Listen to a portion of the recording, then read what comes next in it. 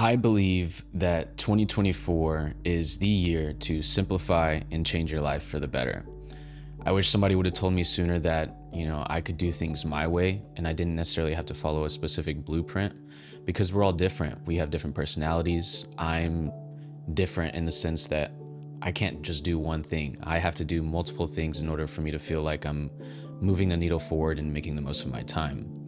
There's a quote in this book that I'm reading right now called The Courage to be Disliked. And it says, no matter what has occurred in your life up to this point, it should have no bearing at all on how you live from now on. You, living in the here and now, are the one who determines your own life. Creating change in the life that you desire does take courage. So in this video, I'm going to give you all the tools, resources, and encouragement that has helped me step into the new year with clarity and confidence. Now, before we dive in, there is a free resource in the description. It's a Notion template to help you answer these questions all in one place and to really gain the clarity that you need as you watch this video. Now, I want you to imagine what your life looks like at age 50. There are no limitations, and let's say you could just wave a magic wand and create the perfect lifestyle for yourself in regards to family, relationships, work, hobbies. What does that actually look like for you? When you have the clarity on what that looks like, the rest of this video is going to be so much more impactful. And the one thing I want you to do is to avoid limiting yourself. Put the self-doubt aside, put the fear aside, put all of the other baggage that comes along with that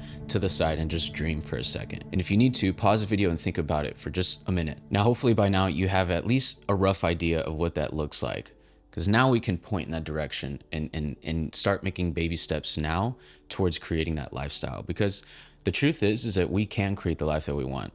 It's just we get in our own way with fear because of the self-doubt, because of comparing to other people, and that's why we're going to talk about those things today. The first thing that we're going to touch on is fear. We all have fears. Let's face it. It's inevitable. It's a part of our nature to have fear because it's just trying to help us survive. If you think back to the caveman days, if we didn't have fear, we probably wouldn't have the capacity to identify a threat, which means that we probably could have been killed and wiped out as a whole, species. So fear is a good thing. If we can look at it that way, it can actually benefit us and help us pursue the things that are meaningful. What I found in my experience is that the things that I'm most fearful of are usually the things that I should really do with my life. I feared music for the longest time. I always told myself that I wanted to do it. And I lived in the possibility of doing music too much to the point where I didn't want to step out of that comfort zone. In other words, I was too afraid of just taking action and doing the thing that would actually make the difference in my life. And sometimes we can really dramatize these fears, like make them way bigger than they really are. All it took was me just downloading the software and just hopping in it and creating a deadline for me to create my first little song. I did that right before the new year happened, and in retrospect, I'm thinking, dude, I could have done this a long time ago. And who knows where I'd be by now. And about failure, I think failure is overrated. Like, what is so wrong with failing? Because in my eyes, the person who is failing the most is actually succeeding the most. The person who is failing the most is willing to step into the unknown and create a life that is meaningful to them, as opposed to just staying stuck and allowing their fears to stop them from doing anything. Failure is the path forward, and it is going to be the only thing that's going to teach you the things that you need to know to create that perfect lifestyle for yourself at age 50. So lean into the failure. The failure is a good thing. Pat yourself on the back the moment you hit a failure, because you're not going to make that mistake again, and two, you're going to grow so much quicker just by throwing shit at the wall, seeing what sticks. And while it is important to be persistent, it's equally important to be patient. That's why instead of imagining your perfect lifestyle from 5 years from now, I said to imagine 50 years. One thing that has been super helpful for me, just in reducing the self-doubt, the anxiety, and giving more clarity on what really matters to me, is expanding my time horizon. So instead of feeling like I needed to reach a finish line by the end of the year, my goal is to just take those baby steps that I know will inevitably create the life that I desire at age 50. That's a whole 20 years from now, 22 years from now. I'm 28. So there's some time there. And what does that do for me? It allows me to surrender to the present moment and just trust in the process. But if I'm over here trying to make things happen overnight, I'm going to put myself in all kinds of unhelpful states that's not going to move the needle forward. The question here is, what is the thing that you're willing to be patient for? What is the thing that you're willing to delay the gratification for until the age 50? If you can answer that, then you're well on your way to not just creating a meaningful life, but a meaningful life to you. Maybe it doesn't align with everyone else, and that's kind of the point. We're all different. We're all unique. If we were all the same, God, how boring would that be? That would be such a boring world. Now, the next thing I want to suggest is to reduce the amount of time and energy you spend comparing yourself to other people. Another concept that has come from this book that I mentioned in the beginning of the video, The Courage to be Disliked, is all problems are interpersonal problems. If you can imagine what it would be like to be the only human in the world, never ever seeing another human, and let's say, I don't know, you're 5 foot tall. Would you know that you're short? Would it even matter? Or is it just because somebody came along that's 6'5" and now you're like, damn, I'm really short? Social media is exposing you to all kinds of different people. All kinds of people that you probably never even see in your life in person. So no wonder you have such a tough time with the comparison trap. It's part of our nature. We have to raise our attention to that and know when we're comparing ourselves to other people and when it's causing stress and anxiety on ourselves. And then to just know, like, I need to get off the platform. I need to take a break from social media. I need to focus on myself. I need to stop doing this because it's not helpful for me. Because when you're seeing all these people achieve things, big things, make a lot of money, buy this new car, when you see all of that, it's going to be a lot easier for you to step into that self-doubt because you don't have the Lamborghini yet, or you don't have this success yet. You don't have the business that you love just yet. But that's okay. Like, you shouldn't have the same timeline as everybody else. Not only are they born at a different time than you, but your life is unique to you, period. You're not comparable to anybody else's because you are unique and you have different preferences in terms of what fulfills you, what makes your life meaningful. And on another note, realize that the person who is boasting and making you feel insecure is also insecure. Let that sink for a second. It's why you hear some of the biggest venture capitalists who make the most money, who don't flaunt anything, don't even have the Tesla or the fancy car. It's because they're secure in what they have. They don't feel the need to boast about it, to put it out into the world, to play the status game, because it really is a dead end. Where does playing the status game fulfill you in the long term? Now, I know for a fact, out of personal experience, that it is inevitable to compare yourself sometimes. And what I will say is to use that energy wisely. So what I mean by that is a healthy way to compare yourself to other people is you see somebody accomplish something and you feel genuine joy for them, but it also inspires you to take action, to strive for growth, to create a plan, to do something similar. I think that's the only place that it's really healthy. Actually, there is another place where it can be healthy, which is just comparing yourself to yourself, who you were yesterday and who you want to become tomorrow. Other than that, I genuinely feel like everything else in terms of comparing yourself is a waste of time.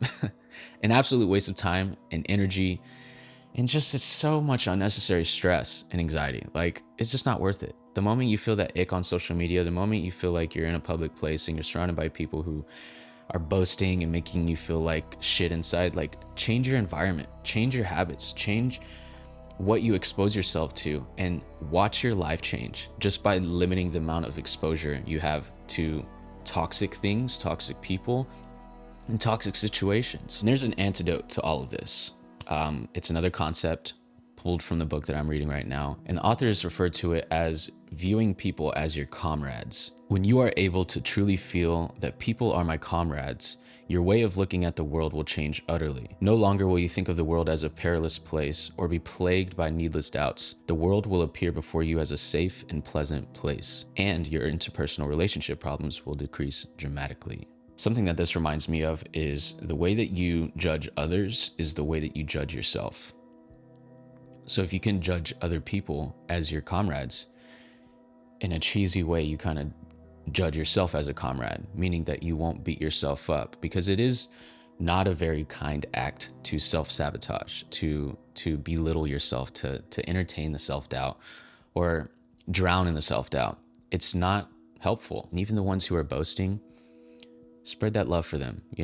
They could use some of the love too. And if you can give them some of that love instead of just bashing them and, seeing them in your mind as an enemy, it's going to invite a lot of more joy and well-being, which is going to instill in you the confidence in being able to pursue the things that you want to do with your life. My final thought on this is just compare yourself to that 50-year-old version of you. That is the only helpful person to compare yourself to at any given time. Now that we have that covered, I want to talk a little bit about goal setting.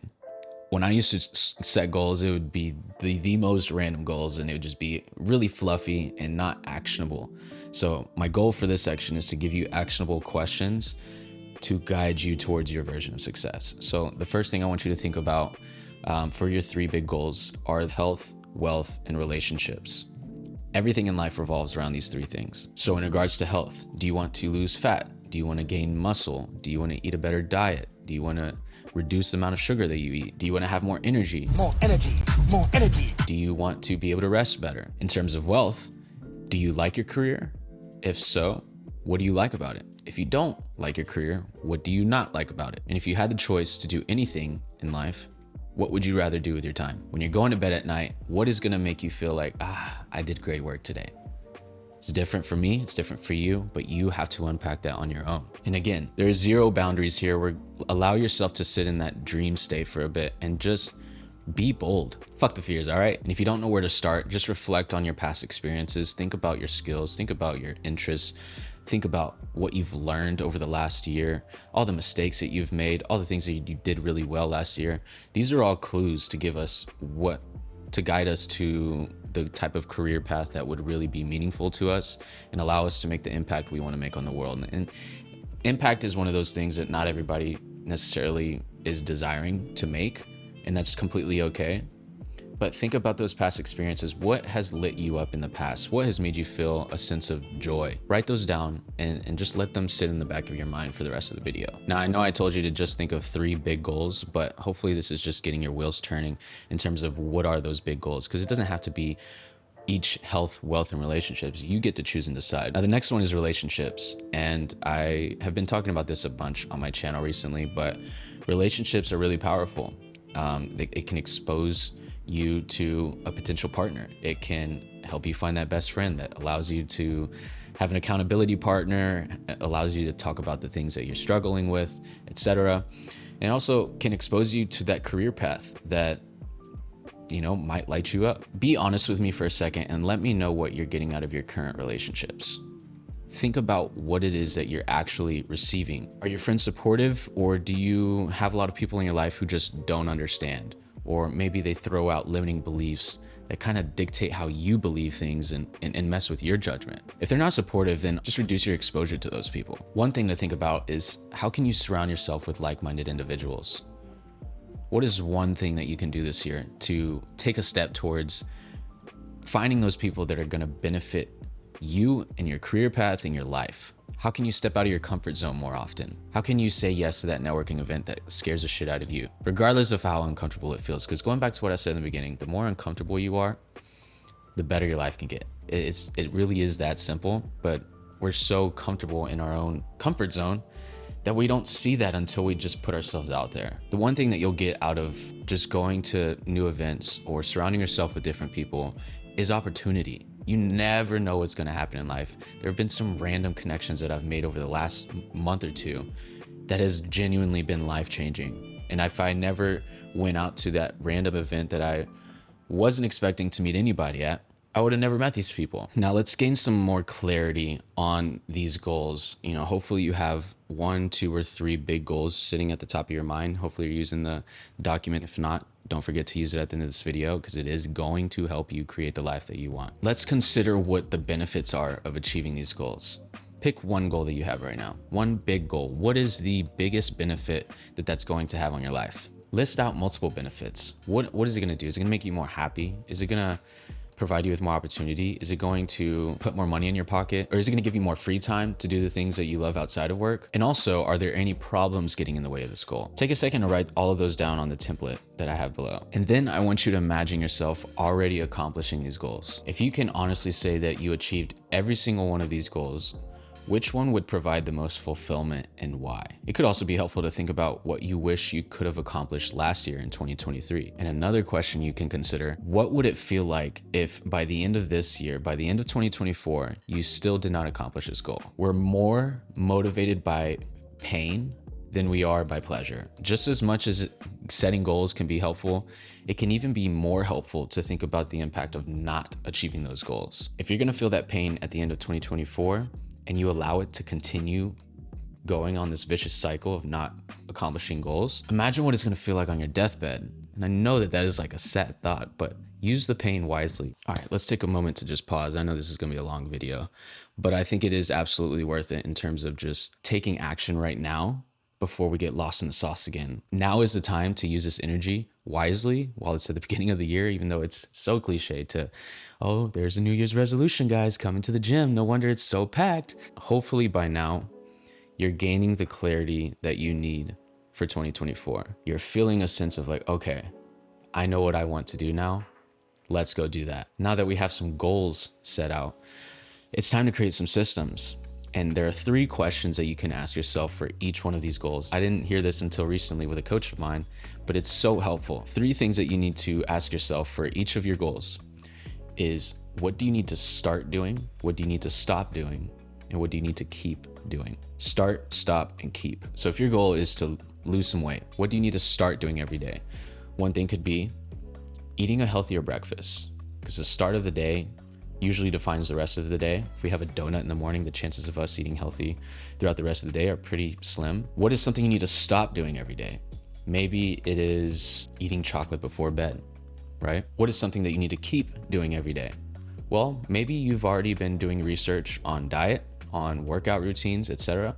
That's something you can keep doing. Use these questions to create the routines that you need that will actually increase your chances of reaching those goals, because everything in life happens through baby steps. And if we can get clear on what those baby steps need to be, the chances of you achieving those goals are a lot more likely, right? And however possible, if you can start tracking your progress, it's going to motivate you to keep going. So one way to do this, or a couple ways to do this, is through journaling. You could use a calendar and like X out every single day that you did all your habits. You could use Notion. They have a bunch of habit trackers. The platform is free. It is such a good platform. And as soon as you start to understand the power of Notion, your life will change. I promise that. Now, we all know that the self-sabotage is going to creep in at some point or another. So what do you do when that kind of stuff comes up? The first thing is to pause.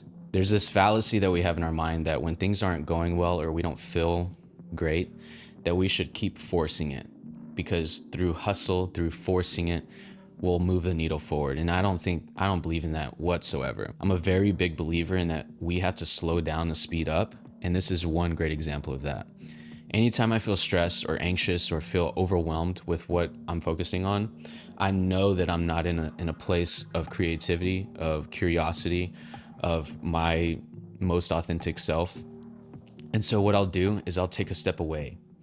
I'll detach from it. There is the tendency to go on a walk and to think about it. Now, there's a time and place for doing that, but allow yourself to just go on a walk, to go outside, to be present. There's a meditational practice where you can like feel your body, feel the movement of your limbs, of your knees, of your feet, and your shoes, and each step you take, to just focus on that.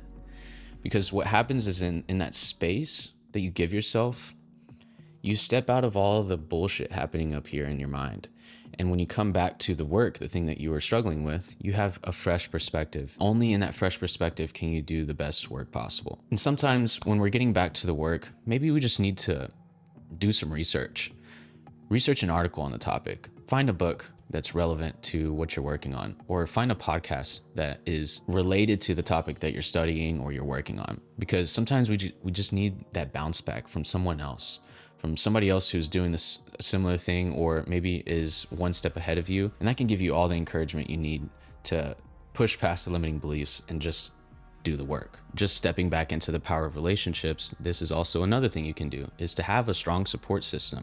This is why it's helpful to have the right people in your life, because when you're dealing with difficult things, you can call that person that you trust and let them know like what you're struggling with. They will see things that you won't see, which means that they can help you step out of any fluff that you're creating for yourself. And just back onto the topic of the systems, yes, it's great to have daily systems, but also create a weekly system.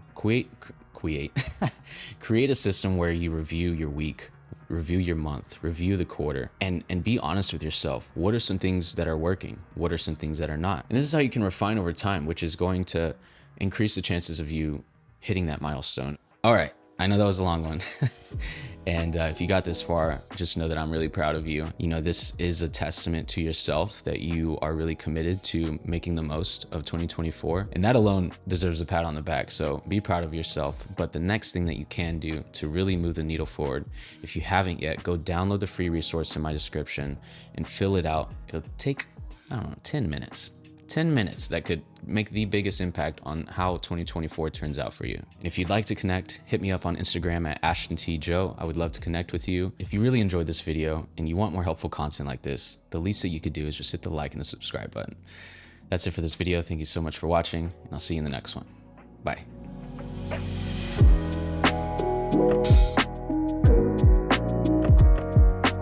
Hazel, please step away. Don't be pressing no buttons, please.